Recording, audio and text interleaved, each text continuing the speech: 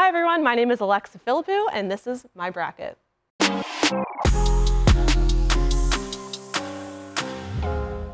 All right, let's start with Greenville Regional 1, home of the South Carolina Gamecocks. I am picking them to advance to the second round.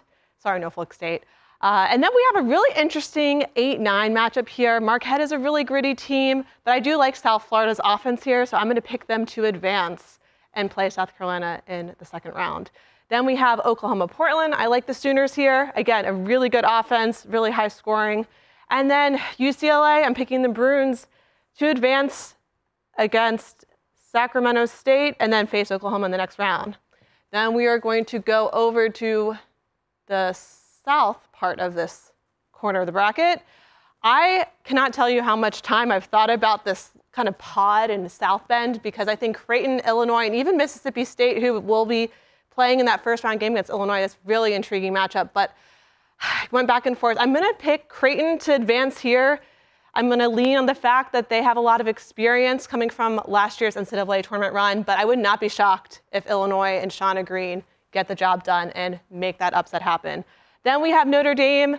We don't know the status of Olivia Miles just at this point in time, but I think either way, they will be advancing to the second round.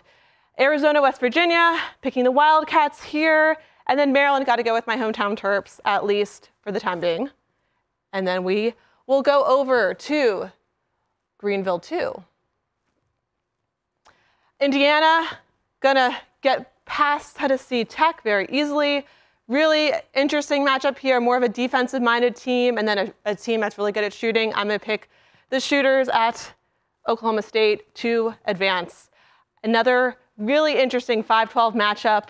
I could see it going both ways, but Washington State's been on this magical run, and they've got Shania Twain's support, so I'm going to have to go with them to advance to the second round. And then Villanova, Cleveland State, Maddie Seagrass, maybe another 50-point game. We'll have to see. The Wildcats will advance here. All right, we're going now to Seattle 3. That's a joke. We're going to the bottom of Greenville 2. So again, upset potential here, going back and forth, but I think Michigan is not going to like how they ended their run in the Big Ten tournament, so I'm going to pick them to advance. Again, not going to be shocked if UNLV has some magic in them to make the upset happen. LSU will make it over Hawaii, and then I think this is going to be an upset. I'm very confident about this, even though we don't know exactly what's going to happen with Diamond Johnson. If she plays, still doesn't feel like she's going to be 100% healthy in my mind from what we've heard. So I'm going to go with Princeton upsetting NC State in the first round. And then Utah, Gardner-Webb. Utah is going to make it through as well. Now we can go to Seattle 3.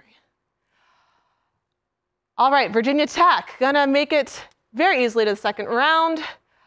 I really like the Jackrabbits here. You know, they are WNIT reigning champions. I think that experience is going to pay off, and they're going to get the win. I guess it's not really technically an upset, but over 8 seed USC. Iowa State, I think, is going to go pretty easily in this win over Toledo. And then Tennessee, they're rolling after a pretty good showing in the SEC tournament. I got them going to the second round as well. The south end of this bracket, we got UNC. I just got to say, I think UNC was totally underseeded. I don't know why they're 6. I'm putting them here to face Ohio State in the second round. We'll talk more about that later. I got Baylor advancing over Alabama. Not necessarily the best year for Baylor, but I think they'll put it together to get this win over the Crimson Tide. And then UConn won't have much problem against Vermont. Then we're going to go to Seattle 4. I got Stanford advancing over Sacred Heart. I think Gonzaga, again, another team that's not going to like how they ended their conference tournament play. They lost to Portland and what was kind of a stunner in the final of the WCC tournament, so I got them going to face off against the Cardinal. Ooh, this one is a very interesting 5-12, depending on the time that you catch me. I might lean Drake, I might lean Louisville, but I think Louisville's defense is going to do just enough to stop Drake's offense. So I got Jeff Ball's squad going to advance the second round, and then Texas will defeat East Carolina.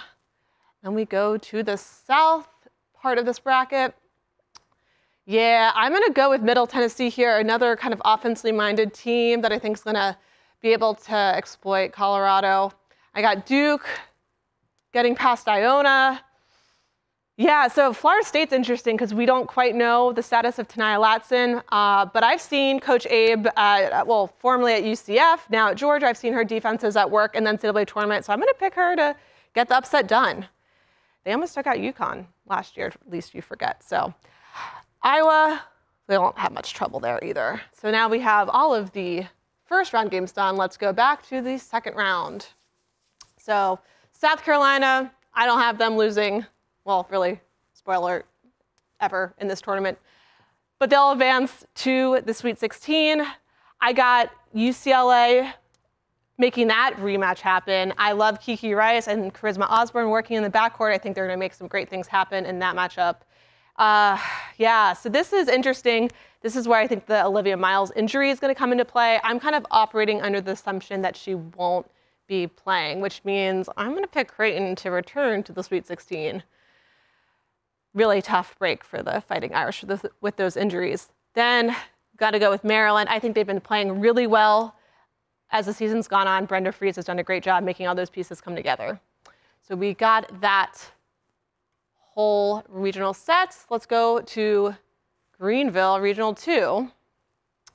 I got Indiana, Mackenzie Holmes, Grace Berger getting the job done against Oklahoma State. Their defense will come into play there. Yeah, this is another tough one. The Shania Twain magic might end here for the Cougars. I'm going to go with Maddie Siegrist and Villanova getting it done at home. LSU, I think I'll have advancing over Michigan, even though we've made a lot of, there's been a lot of discussion over their lack of strong non-conference schedule, but I think they're going to still have enough star power and firepower to defeat Michigan. And yeah, this is a really interesting one. And one kind of iteration of my bracket, I was like, could Princeton go not all the way, but could they make it to the Elite Eight? But I think I'm gonna have to go with Utah. They've played in a really tough Pac-12 conference, and I think that they'll be able to take out the Tigers there. So then let's go to Seattle 3. Yep, Virginia Tech, South Dakota State. I really love the Jackrabbits. Before I saw the bracket, I was like, this could be a Cinderella team, but I don't think they're going to have enough to get past Virginia Tech, especially the way Georgia Amore has been playing recently. Then, really intriguing 4-5 matchup, could go either way, but I think Tennessee's strength of schedule is really going to come into, well, we're going to see the benefits of what they went through, I guess, with that tough schedule in the regular season, and they're going to be able to pull it out. Rakia Jackson will get it done for the Lady Vols.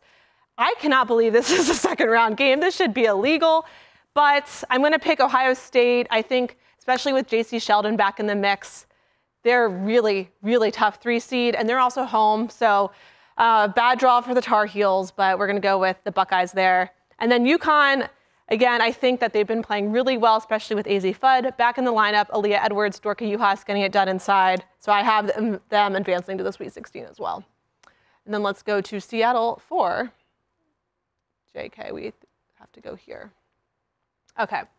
So Stanford, Gonzaga, I got the Cardinal. I know they've had offensive issues recently, but I think they're going to have enough to get it done against a really tough Gonzaga team.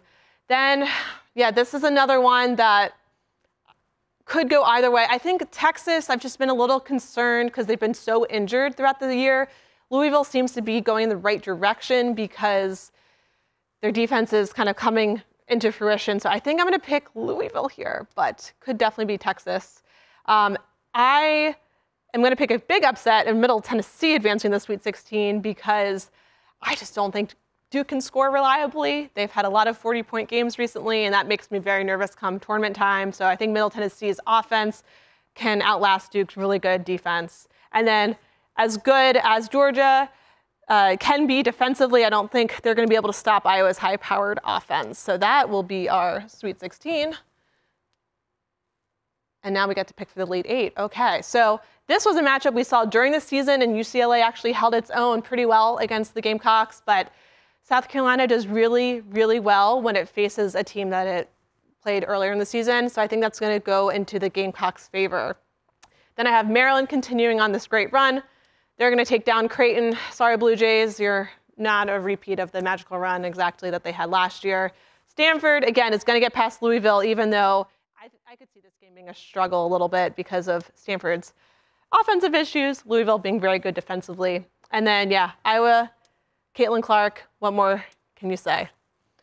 So then we're going to go to these games up here. All right, I think as great as Villanova has been this season, I don't think they're going to have enough weapons all firing at the same time to slow down Indiana. Indiana, on the other hand, has so much great depth. I'm sorry, they have great balance, I'd say. Depth is maybe a different issue. We'll get into that later. So I have Indiana advancing to the Elite Eight, and this is maybe a little bit of an upset seeding-wise, but again, I think LSU, as much as maybe they're kind of unproven, I think they're going to have enough to get it done against Utah and make that matchup go down in the Elite Eight. And so then Virginia Tech, again, I love the way they've been playing recently. They've won 11 straight games. I think they're going to prevail over Tennessee. Their discipline and maturity will really stand out in this game against Tennessee. This is a really great matchup. I could see the potential for an upset, but I do think UConn will get it done. They're just so good at preparing for their opponents. That's what happens when you have arguably, the greatest coach of all time in Gino Auriemma leading the way. So I think we will see those games there. Then we are going to go to the, let me go back a second. Okay, there we go. We're picking Final Four teams now. Okay, so this is another rematch for South Carolina. Maryland did not have Diamond Miller when they met in November. They kind of kept it close against South Carolina before the Gamecocks blew them out in the second half. I think this game will be closer than that other one with Diamond Miller into the fold and a better Maryland team in general. Their role players or complementary players have been really great recently, but I think it's going to be South Carolina advancing to the Final Four once more. And this, pains me as a Stanford grad to do, but I think Iowa is just going to get the better of Stanford. I don't know if Stanford can keep up scoring-wise against a team like Iowa, and I might just be Caitlin Clark's year. So those are two of our Final Four teams. There we go. Okay, and then we are picking the other two Final Four teams. Indiana, I think will get it done. They just have been so impressive all season and being able to be, I think, really the most consistent team we've seen outside of South Carolina. I think they're going to make it to the Final Four, especially after all that experience that they had in the tournament the last 2 years, playing the Sweet 16, playing the Elite Eight. This is going to be a great matchup. I love both of these teams, but I think this is where the experience of UConn compared to the relative lack of experience of Virginia Tech is going to come into play. Virginia Tech hasn't played in a Sweet 16, let alone an Elite Eight. They've never made it to Elite Eight, but the last time they played in the Sweet 16 was 1999. UConn, they'll make it to their 15th straight Final Four. All right, shall we pick some championship contenders? Okay, this matchup now, the women's basketball world's going to go crazy over that. We got two very energetic fan bases. We got two, arguably the top two National Players of the Year contenders.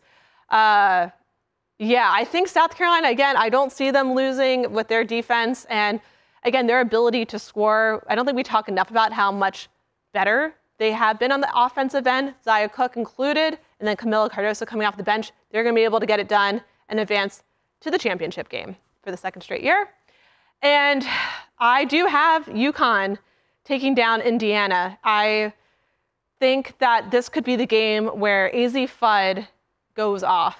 And we didn't necessarily see it in the Big East tournament, but I think with more practices and more game time under her belt, she's going to have that moment like Paige Beckers did in the Elite Eight last year, where she goes off and kind of puts the team on her back a little bit.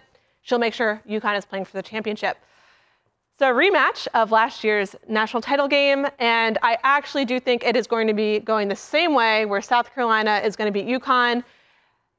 I could see, theoretically, if this matchup were to happen, UConn coming out on top, just because when they did play a few weeks ago, it was a 4-point game. They didn't have AZ Fudd, but I just think there's something about South Carolina that's not just dominant, but inevitable, and that inevitability is going to come through to give the Gamecocks not just the national title, but an undefeated season and make them repeat as champions.